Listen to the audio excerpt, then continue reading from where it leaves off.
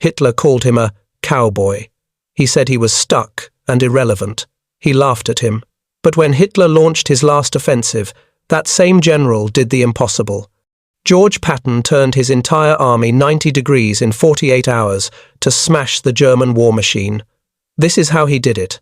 December 12th, 1944. The Adlerhorst Command Bunker, Ziegenberg, Germany. The air is thick with stale cigar smoke, the hum of ventilation fans, and the electric tension of a decision already made. Maps, stained with grease pencil, are spread across massive oak tables. Adolf Hitler, Führer of the Third Reich, stands before his most senior commanders. He is a wreck of a man. His skin is a pale, waxy grey. His left hand trembles, a tremor he tries to hide by clasping it behind his back. But his eyes burn with a flat, messianic fanaticism. He is addressing General Feldmarschall Gerd von Rundstedt, the aging, aristocratic commander of OB West, and General Feldmarschall Walter Model, his energetic, brutal fireman. The enemy, Hitler rasps, his voice rising, is a house of cards. They are a mongrel society, held together by cellophane and Jewish money. They are not warriors. He is outlining his great gamble, Wacht am Rhein, watch on the Rhine, a name designed to deceive, to suggest a defensive posture. The reality is anything but. He is pointing a trembling finger at the map, at the green, wooded expanse of the Ardennes forest. The same impassable forest his panzers had sliced through in 1940 to break the back of France. Here, he shouts, jabbing the map. We will strike here, through the Eifel, through the Schnee Eifel. We will strike the seam between the British and the Americans. His generals are silent. They know the truth. Germany is running on fumes. The fuel reserves for this operation are so low that the panzers will have to capture Allied fuel dumps to reach their objective, Antwerp. They are outnumbered in the air, on the ground, and in material. But to voice this is treason, Hitler continues, his speech a torrent of self-assurance and utter contempt for his enemy. He mocks Eisenhower as a committee man, a mere administrator. He scoffs at Montgomery's ego, and then his scorn turns to the man his own high command, the Okawad, once feared most. The man they had spent months building a phantom army around for the Pas-de-Calais deception. And where is their greatest general? Hitler sneers. Where is this cowboy, Patton? He gestures to another map, far to the south. He is stuck. He is freezing in the mud of Lorraine. His Third Army is bleeding to death against the west wall, fighting for every metre of dirt. He is a showman, a pistol slapper, a braggart who understands nothing of strategy. He is exactly where we want him. The Führer almost laughs, a dry, hacking sound. In Hitler's mind, and in the plan submitted by his high command, General George S. Patton Jr. is a non-factor. He is 150 miles to the south, engaged in a brutal, head-on slugging match, with his divisions oriented 90 degrees away from the Ardennes. He is fixed, immovable, irrelevant. The German plan hinges entirely on this assessment. It hinges on the belief that the Americans are soft, their leadership is predictable, and their reserves are either green or, like Patton's, hopelessly committed elsewhere. The attack will be led by Sepp Dietrich's 6th SS Panzer Army, brutal, fanatical, and equipped with the newest King Tiger tanks. They will punch through the green 106th Golden Lions Division, who have only just arrived on the continent and are holding a quiet sector. Hasso von Manteuffel's 5th Panzer Army will strike for the vital crossroads of Streetvith and Bastogne, and there will be cover. The wetter, Hitler proclaims, his eyes wide.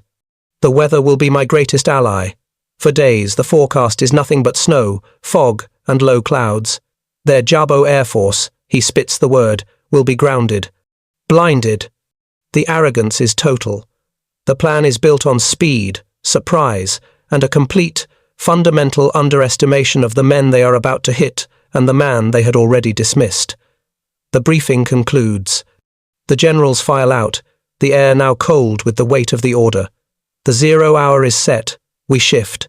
4 days later, December 16th, 1944, 5:30 a.m. Along a quiet, 80-mile front in the Ardennes, the world is silent. Snowflakes, fat and heavy, drift through the dense pine forests. G, I, S of the 28th and 106th Divisions huddle in their foxholes, sipping lukewarm coffee, dreaming of a Christmas pass. It is the definition of a ghost front. And then, at 5:31, the sky rips open. 2,000 German artillery pieces, from massive railway guns to batteries of Nebelwerfer rockets, unleash a tidal wave of high explosives. The sound is not a boom.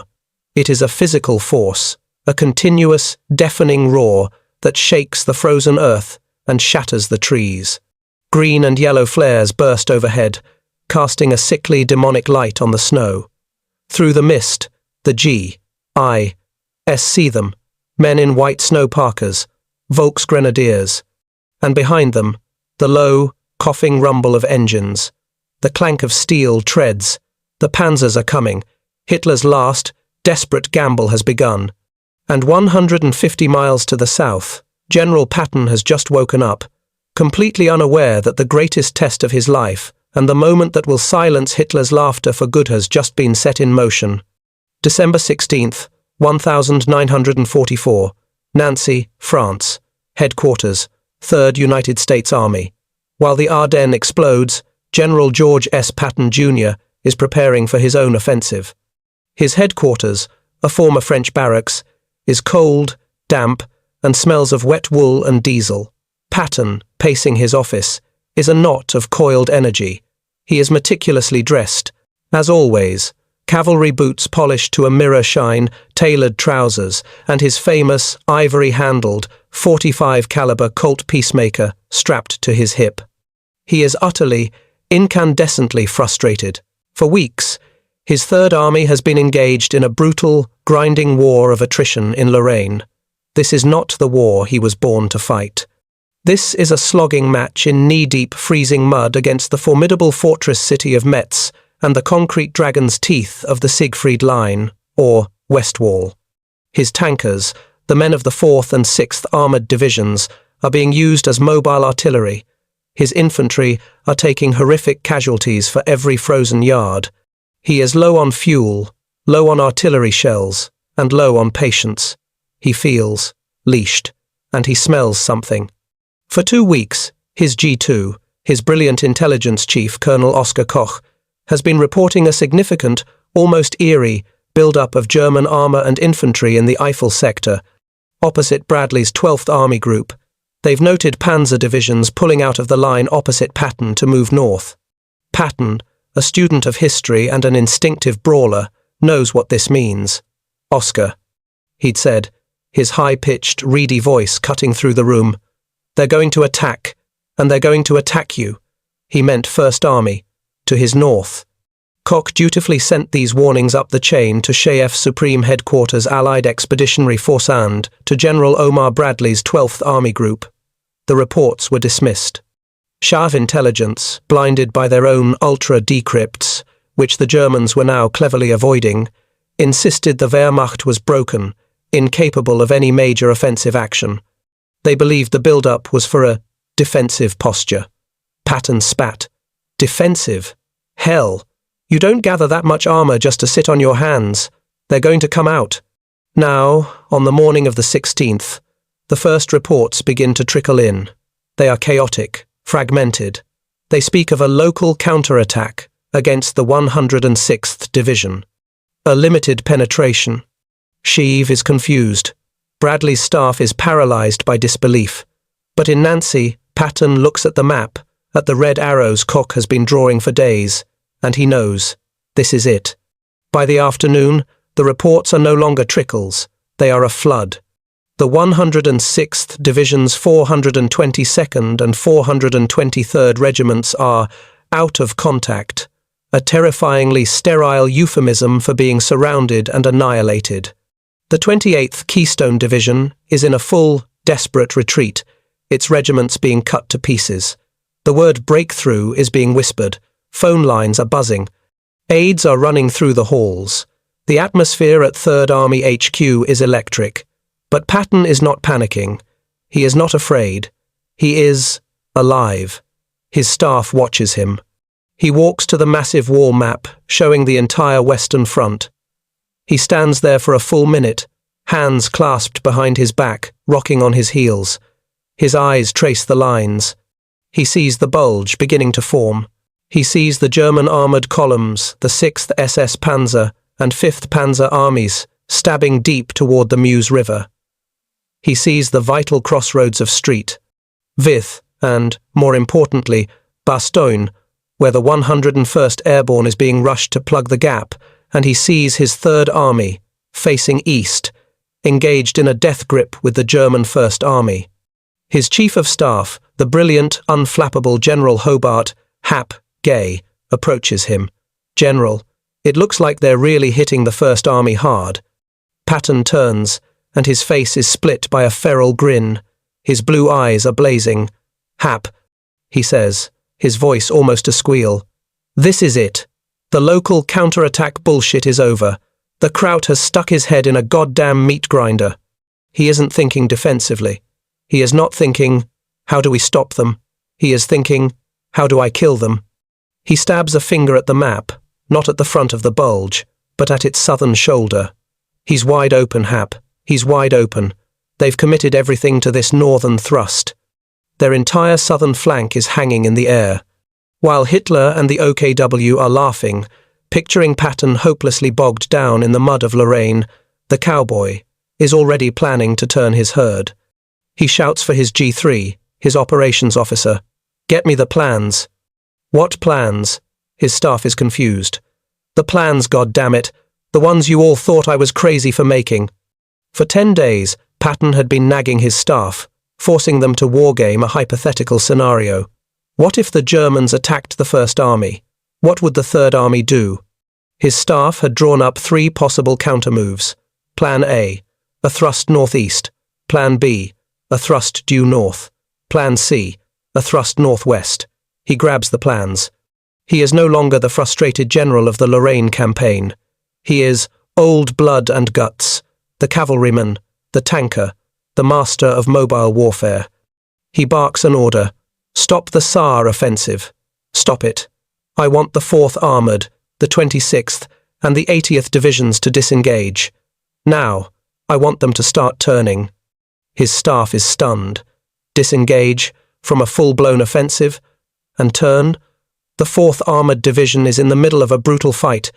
The 80th is exhausted. This isn't like turning a car. This is turning 3 corps over, 250,000 men, thousands of tanks, trucks, and artillery pieces, 90 degrees, in the middle of winter, in combat. The Germans believe it's impossible. Shay F believes it's impossible. Patton slams his fist on the table.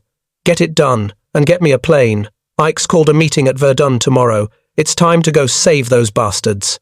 December 19th, 1944. A damp, frigid conference room, Verdun, France. This is General Omar Bradley's 12th Army Group headquarters. But today, it's the nerve center for the Allied response. The mood is funereal. The air is a blue-grey haze of cigarette and cigar smoke. Outside, a freezing rain ticks against the windows. Supreme Allied Commander Dwight D. Eisenhower is here. His face is a mask of exhaustion, his usual easy smile replaced by a grim, tight line. His deputy, Air Chief Marshal Arthur Tedder, sits beside him, looking skeptical and annoyed. General Bradley, Patton's direct superior, is ashen. His First Army, to the north, has been shattered, its command structure broken in 2 by the German spearhead. The news is catastrophic. The 106th Division is gone, vaporized, 2 regiments captured, over 8,000 men lost in a single stroke. The vital crossroads of Street Vith is barely holding, and the 101st Airborne, along with elements of the 10th Armoured, have been rushed into the town of Bastogne, a critical junction of 7 roads just hours before the 2nd Panzer and Panzer Lehr divisions snapped the ring shut around them. They are now completely, totally surrounded. The German tide is still flooding west. Hitler's 6th SS Panzer Army, despite a heroic stand by the 99th Division at Elsenborn Ridge, is still pushing. Manteufel's 5th Panzer Army is racing for the Meuse River. The Allied front has not just bent, it has broken. Into this atmosphere of despair and recrimination walks Patton. He is immaculate. His buttons are shined, his helmet is polished. He exudes an aura of supreme, almost disturbing, confidence. He doesn't look like a man who has just been briefed on a disaster. He looks like a man who has just been handed an opportunity. Eisenhower opens the meeting. His voice is flat. The situation is serious. This is a full-scale offensive. Their objective is clearly Antwerp. They intend to split the British and American armies. He lays out the map.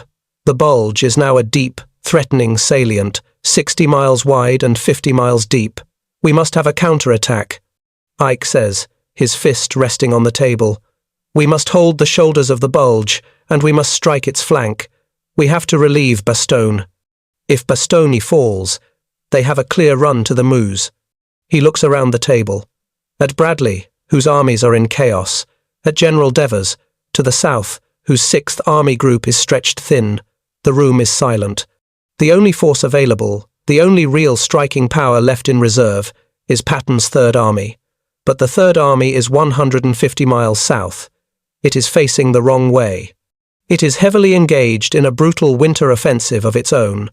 To disengage, turn 90 degrees, and march that distance through the worst winter in European history, it's not a question of days. It's a question of weeks. Eisenhower finally turns to the man in the polished helmet. George, I know you're engaged. I know what you're up against. But when? When could you even start an attack north? Air Marshal Tedder, representing the British contingent, mutters that it's impossible. They'll have to pull out of the line, re-equip, refit. It will be February? Bradley, Patton's own boss, offers a more optimistic, but still grim assessment. George, if you're lucky, could you get 1 division moving in, maybe 5, 6 days? Patton stands up. He walks to the map. The room goes quiet.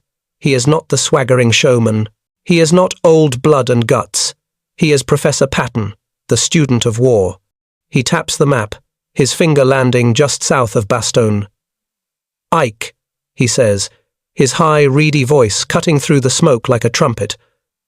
I can attack with 3 divisions. A few eyebrows raise. 3? I can attack, he continues, in 48 hours. The room freezes.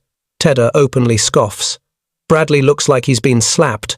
Eisenhower's eyes narrow, his famous temper beginning to flare.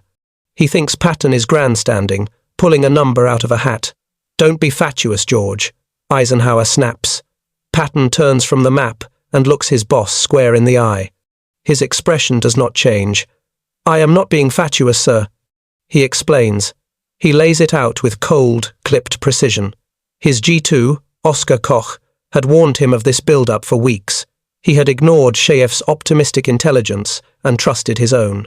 On his own authority, before this meeting, he had ordered his staff to create 3 separate contingency plans for a 90-degree turn to the north.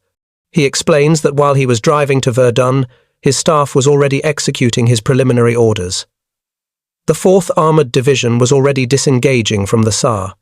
The 80th Infantry Division was already pulling back. The 26th Yankee Infantry Division was already on the move. He wasn't offering a plan, he was reporting a fact. The other generals are speechless. They had come to the meeting to discuss a disaster. Patton had come to the meeting with a solution. He had done what the Germans, in their own arrogant planning, had deemed impossible. He had seen the punch coming and was already in the process of turning his whole army, not to block, but to counterpunch. Eisenhower's anger vanishes, replaced by a wave of profound relief. He has his countermove.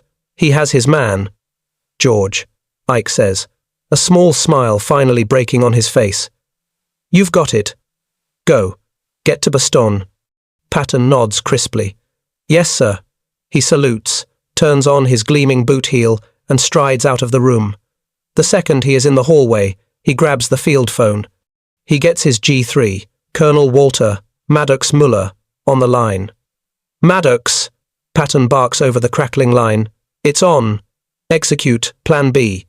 The 4th Armoured hits Arlon, the 26th to Rambrouche, the 80th to Luxembourg. I want them moving. Yesterday.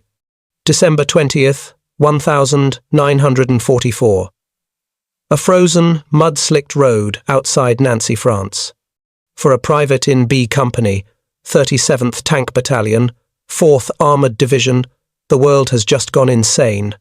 For 2 weeks, his world had been a 500-yard patch of frozen mud, the smell of cordite, and the sharp crack thud of German 88mm guns firing from the pillboxes of the Siegfried Line. His M4 Sherman tank, Brave Bess, was caked in frozen slurry. He and his crew hadn't been warm or dry in a month. Then, the order came down. Pull back, we're moving. Pull back? You don't pull back in Patton's army. Now, he's in a column of tanks, trucks, and half-tracks stretching as far as the eye can see, pointed north. The tank's engine groans in the sub-zero air. The steel tracks slip and shriek on the icy road. The private, his head sticking out of the hatch, is so cold he can no longer feel his ears. This is what Patton's 48-hour promise actually looks like on the ground. It is a logistical miracle. It is a nightmare. This is not a simple road march. This is the largest, fastest redeployment of a modern army in the history of warfare, executed in the middle of the worst European winter in 40 years. The scale is staggering. 3 full divisions, the 4th Armoured, the 26th Infantry, and the 80th Infantry RA being pulled off the tit, as Patton colourfully put it. This is over 60,000 men, with all their equipment, in the first wave alone. The roads are a solid sheet of ice. The GIs call it horizontal sleet. The temperature plunges to 20 below zero at night. Engines refuse to start unless they are run for 10 minutes every hour, all night long. Tank tracks snap. Truck radiators crack. The men are suffering from trench foot, frostbite, and sheer, bone-crushing exhaustion. And they are moving north, against a tide of southbound traffic. The roads they need are choked. They are clogged with the shattered, retreating remnants of the 1st Army GIs with the 1,000-yard stare. Their rifles lost, their units disintegrated. They are clogged with terrified Luxembourg and Belgian civilians, fleeing the return of the SS, their wooden carts piled high with mattresses and children. Into this chaos, Patton's 3rd Army plunges like a freight train. Military police are stationed at every crossroads, with orders from Patton himself. The 3rd Army has the right of way. Shove anything else into a ditch. And there is the man himself. General George S. Patton Jr. is not at his headquarters. He is on the road. His command car, a modified jeep with its sirens wailing and its 3-star flag flapping, is a speeding, one-man morale machine. He is everywhere. He stands on the hood of his jeep in a snowstorm, his face raw and red from the wind, his leather trench coat covered in sleet. He is a traffic cop from hell. Move it. He screams at a column of 2.5-ton deuce-and-a-half trucks, their drivers hunched over their wheels. You, Colonel! Why is this column stopped? Get it moving, or I'll bust you to a private. There are men dying up there. He sees a column of tanks sliding on the ice. He sees the 80th Division, whose commander is moving too slow. He relieves him. On the spot. You're fired. Get me someone who can move. The men, seeing him, are electrified. They hate him. They love him. They know that old blood and guts is there, in the same goddamn ice storm they are, and he is pushing. He is pushing the entire 3rd Army north through sheer, profane willpower. Meanwhile, 150 miles away, at Hitler's Adlerhorst command bunker, the German High Command is looking at their maps. They are focused on the Meuse. They are focused on the surrounded paratroopers in Bastogne. Their intelligence reports minor traffic on Patton's front. Their commanders, including General Hasso von Manteuffel, laugh. Patton. He is in Lorraine. He is stuck. He cannot possibly intervene. It would take him 10 days. They are still blinded by Hitler's contempt. They believe their own propaganda. But by the night of December 21st, less than 48 hours after Patton left the Verdun meeting, the impossible has happened. The 4th Armoured Division, after a 125-mile, non-stop forced march, has arrived at its assembly area in Ardennes, Luxembourg, just south of Bastogne. Their M4 Shermans are being refueled, their tankers grabbing handfuls of K-rations and rounds of 75mm ammunition. The 26th and 80th Infantry Divisions are fanning out on their flanks, forming a new, solid front where just hours before there was only panic and retreat. Patton has turned his army. He has forged a steel spearhead, and he is now pointing it directly at the exposed, paper-thin southern flank of Manteuffel's 5th Panzer Army. The Germans have no idea. They are still demanding the surrender of Bastogne, unaware that the cowboy they laughed at is about to smash his entire Third Army into their blind side. December 21st, 1944. Bastogne, Belgium. Inside the besieged town, the world has shrunk to the size of a frozen foxhole. For Brigadier General Anthony McAuliffe, acting commander of the 101st Airborne Division, the situation is grim. He and his paratroopers, along with Combat Command B of the 10th Armoured Division, are surrounded by 4 German divisions. They are outnumbered 5 to 1. They are critically low on ammunition, especially artillery shells. They are low on food. They are dangerously low on medical supplies. The aid stations, set up in shattered basements, are overflowing with wounded men, many of whom are freezing to death. The town is a smoking, frozen ruin, under constant, bone-jarring artillery bombardment. The fog is so thick you can't see 20 yards, a whiteout that grounds the Allied air support they so desperately need. Then, on the morning of December 22nd, a German delegation approaches under a white flag. They carry an ultimatum from General Heinrich von Luttwitz, commander of the XLVI Panzer Corps: surrender in 2 hours or face total annihilation. McAuliffe, awakened from a short nap, reads the long-winded demand. He laughs. Surrender? Oh, nuts. He drafts his formal typewritten reply. It is one word. To the German commander, NUTS, the American commander. The German officers are confused. Does this mean yes or no? The American officer delivering the message, Colonel Joseph Harper, tells them, in plain English, it means, go to hell. The reply is a moment of pure, defiant American bravado. But bravado cannot stop panzer tanks. McAuliffe knows that unless he is relieved, nuts will just be a footnote to a massacre. He has no idea that 150 miles of icy roads have just been conquered. He has no idea that Patton is already here. Meanwhile, at Ardennes, just 19 miles south of Bastogne, General Patton is at his forward headquarters. He is a volcano of nervous energy. The 4th Armoured, 80th Infantry and 26th Infantry are in position. His order is simple. Drive on Bastogne. Relieve the 101st. The 4th Armoured will be the spearhead. At 6 on December 22nd, in the pre-dawn darkness and swirling snow, the attack begins. This is not the cavalry charge Patton dreams of. The Germans, while not expecting a full army, are not fools. General Manteuffel's 5th Panzer Army has its southern flank protected, albeit thinly, by the 5th Parachute Division and the 352nd Volksgrenadier Division. They are dug in, and they are veteran troops. The 4th Armoured Division, under Major General Hugh Gaffey, attacks, and immediately they run into a wall of steel. The battle for the road to Bastogne becomes a brutal, village-by-village slugfest. The terrain is a nightmarier series of steep, wooded ridges and deep, narrow valleys. The roads are icy death traps, perfect for ambushes. The Germans are masters of this kind of warfare.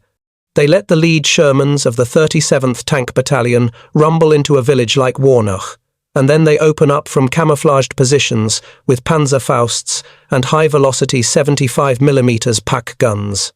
The Zippo Shermans, with their high-profile and gasoline engines, burst into flames, blocking the road for the tanks behind them. For the GIs of the 26th and 80th Divisions, it's a desperate infantry fight. They have to fix bayonets and charge, slipping on the ice, up steep, forested hills, to dig out machine gun nests. Casualties are horrific. Patton is at his command post, listening to the radio reports. He is furious. Why are they stopping? He yells at his staff. What the hell is Gaffey doing? I told him to go. I want him to act like a cavalryman, not a goddamn mole. He doesn't want a clean front. He wants a blitz. He wants his tankers to bypass the strong points, to leave them for the infantry, and to get to those sons of bitches in Bastogne. But his commanders on the ground know that if they bypass a village, their supply lines will be cut to ribbons. The fighting is desperate. For 3 days, December 22nd, 23rd, 2-4 the 3rd Army inches forward, paying for every mile in blood. Then, on December 23rd, a miracle. The men wake up not to the muffled silence of snow, but to a sharp, brittle cold and a blindingly blue sky. The Patton weather has arrived. Within an hour, the sky is black with C-47 transport planes, their engines roaring over Bastogne, dropping desperately needed supplies of plasma, ammunition, and K-rations. And with them come the Jabot fighter bombers. P-47 Thunderbolts and P-51 Mustangs sweep over the battlefield, unleashing hell on the German panzer concentrations. The tide begins to turn. The air support gives the 4th Armoured the edge it needs. Back in Germany, Hitler and his high command are finally, shockingly, aware of what has happened. Their maps show the impossible. Patton's 3rd Army is not in Lorraine. It is smashing their southern flank. The Cowboy has turned. Hitler, in a rage, orders Manteuffel to annihilate Bastogne and to throw Patton back. The battle reaches a crescendo on Christmas Day and the day after. The 4th Armoured, led by a hard-charging West Point officer named Lieutenant Colonel Creighton Abrams, is grinding its way toward the last, heavily defended villages before Bastogne. The Germans, now in a panic, are throwing everything they have to stop him. The 101st is at its breaking point. The Germans have launched an all-out armoured assault on the western perimeter. It is now a race between Abrams' tanks and the panzers about to break into Bastogne. December 26th, 1944, 15 hours. The village of Seebrit, Belgium. Lieutenant Colonel Creighton Abrams, his M4 Sherman tank Thunderbolt, covered in frozen mud and soot, chews on a cigar that has long gone cold. He has been fighting, manoeuvring, and driving for 96 straight hours. His men are at the absolute limit of human endurance. Before him lies the last major obstacle, the village of Ardennes. It is the final German-held strongpoint on the road to Bastogne, now only 3 miles away. Intelligence reports it is heavily defended. Elements of the German 5th Parachute Division Tough, elite veteran Serre dug in with anti-tank guns, Panzerfausts, and machine gun nests. They have had days to turn every stone house into a miniature fortress. The conventional, by-the-book solution is to wait. Wait for the 80th Infantry to come up, conduct a proper reconnaissance, and launch a coordinated set-piece attack in the morning. But Abrams can hear the artillery in Bastogne. He knows the 101st is being torn apart. He gets on the radio to the commander of Company C, 37th Tank Battalion, Captain William Dwight. Dwight? Abrams' voice crackles over the net. To hell with this. We're going in. Take your company and go. The plan is pure, unadulterated Patton. It is a cavalry charge. With tanks. Abrams orders the division's artillery to plaster Ardennes with every shell they have. At 16:20, as the cold December sun begins to set, casting long, blue shadows on the snow, the barrage lifts, and then they charge. Captain Dwight's lead tank, a Sherman named Cobra King, hits the edge of the village. It is immediately met by a storm of fire. German PaK 75mm rounds, fired at point-blank range, crack through the air. Red tracer rounds from MG 42 seconds stitch lines across the snow. Infantrymen from the 53rd Armoured Infantry, who had been riding on the backs of the Shermans, leap off, their M1 Garands blazing. They dive into the ditches and shell craters, fighting house to house. Cobra King lurches as a shell ricochets off its frontal plate. Its commander, Lieutenant Charles Boggess, is standing in the open turret, firing the .50 caliber machine gun. He is completely exposed. He spots a German anti-tank gun in the rubble of a barn. Gunner, traverse right, barn. Fire. The Sherman's 75mm gun barks. The barn explodes in a cloud of splintered wood and fire. Driver, on, Boggess roars. Through the town. Don't stop. Cobra King smashes through a stone wall, followed by 2 other Shermans. They are through the main line of defense. They are in the open. Ahead of them is a snow-covered field, and beyond that, a line of trees, the woods of the Bastogne perimeter. Inside the perimeter, a paratrooper of Easy Company, 506th Parachute Infantry Regiment, huddles in a foxhole. He is half deaf from the shelling, his feet are blocks of frozen wood, and he is down to his last 8-round clip. The Germans have been attacking his position all day. He hears it, a new sound. Not the high-pitched whine of a Panzer's Maybach engine or the clatter of its narrow tracks. This is a low, throaty rumble, the sound of a right radial engine, the squeal of American tracks. He peers over the frozen dirt, his heart pounding. At 1650, Cobra King bursts through the tree line. Lieutenant Bulge sees them the men in the round helmets, in the deep foxholes. The 101st. The paratroopers, skeletal and grimed with dirt, climb out of their holes. They stare. They begin to cheer. A raw, hoarse sound from frozen throats. Cobra King clanks to a halt. Bulge leaps off the tank, runs over to the nearest paratrooper, and slaps him on the back. "We're the 4th Armoured," he grins. A jeep races up, carrying a 101st Staff Officer. He guides Bulge and his tanks into the perimeter. The link-up is made. A few minutes later, the 1st Sherman tank pulls up to General McAuliffe's command post. The general, who has not slept in days, walks out into the falling darkness. A young tanker pokes his head out of the turret. "How are you, General?" McAuliffe, looking at the M4 Sherman as if it's the most beautiful thing he has ever seen, beams. "Gee," he says, his voice thick with emotion. "I'm mighty glad to see you boys. The siege of Bastogne is broken. The Abrams corridor, a narrow 400-yard wide artery, is now open. It is still under German artillery fire. It will be for days. But it is open." That night, a flood of trucks begins to roll in, carrying plasma, surgeons, ammunition, and food. The first trucks rolling out carry the worst of the wounded. When the news reaches Hitler's bunker, the Führer flies into a blind rage. The cowboy he had laughed at, the braggart who was stuck in the mud, had just done the impossible. He had turned his entire army 90 degrees in 48 hours, fought 19 miles through veteran German divisions in a blizzard, and smashed the ring around Bastogne. The great German offensive has been fatally wounded. Its southern flank is not just exposed, it is breached. The great Bulge is no longer a spearhead, it is now a trap. And Patton is standing at the clasp, ready to shut it. December 27th, 1944, Adlerhorst Command Bunker. The atmosphere is no longer arrogant, it is toxic. The news of Bastogne's relief has broken the Führer's messianic self-assurance. His generals, who had been cowed into silence, now face his paranoid, volcanic rage. He screams that they are traitors, that they are cowards, that they have failed the Reich. The strategic situation is no longer a bold thrust, it is a catastrophe. Patton's Third Army is not just at Bastogne, it is fanning out from it.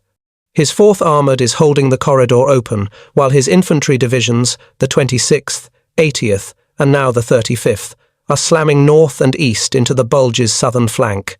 Every day, the Abrams corridor widens. Every day, the panzers that were once aimed at the Meuse River are forced to turn and fight a desperate, losing battle against Patton's relentless pressure.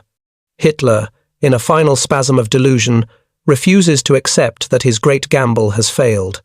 He refuses to allow his generals, Manteuffel and Dietrich, to retreat. There will be no retreat. He shrieks, "You will stand! You will fight!" He orders a new, insane offensive. Operation Nordwind. He pulls the last of his reserves from the bottom of the barrel and, on New Year's Eve, launches an attack far to the south against Patton's original front in Lorraine and Alsace. His hope? That Patton will be forced to panic, to pull his divisions out of the Ardennes to save his own rear. Hitler is still, fundamentally, misreading his man. Patton, when briefed on the new Nordwind offensive, simply laughs. "Let 'em come," he growls. "We'll kill 'em there too." He skillfully, bends but doesn't break in the south, giving up a few miles of worthless ground while never not for 1 second relaxing his iron grip on the shoulder of the Bulge. The battle now becomes a meat grinder.